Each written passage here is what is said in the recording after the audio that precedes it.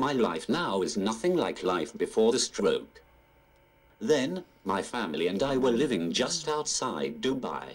We had lived overseas since 1994 and were investigating South Africa as a place to retire to. I was the chairman of the local sports club and the vice-president of the body governing rugby in the Middle East. I had a nice home, an excellent job as a senior manager in a construction company which required regular travel, and I earned enough for all of us to have a comfortable life, not wanting for anything. Now, my wife and I live on benefits and I'm totally dependent on others for everything. I go out once a year to the dentist and don't see people who call to see us. This is because I can't speak and I get more upset just sitting there, unable to contribute to the conversation, than I do not seeing anybody. It is the lesser of two evils. I spend about 6 hours a day on the computer and over 10 hours watching TV. The rest of the time I am sleeping. Just after the stroke I felt angry that life should do this to me, and I felt cheated when I thought of all those people, in particular celebrities, who took drugs like heroin and, even though they wrecked their lives, got away with it and lived normally. Nowadays I am just resigned to a miserable existence. A common misconception is that I want to die as soon as I can.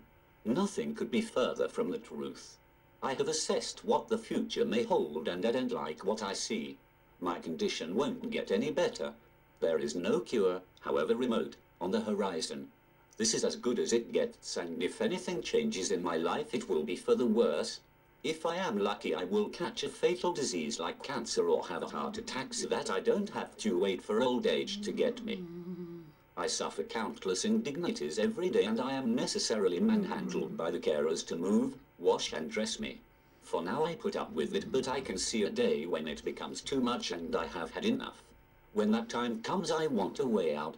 Under the law now I can continue to live a life I don't want, as is required by the state, go to Switzerland, except that I don't have the money, or starve myself to death, which will be painful and undignified for me and distressing for friends and family.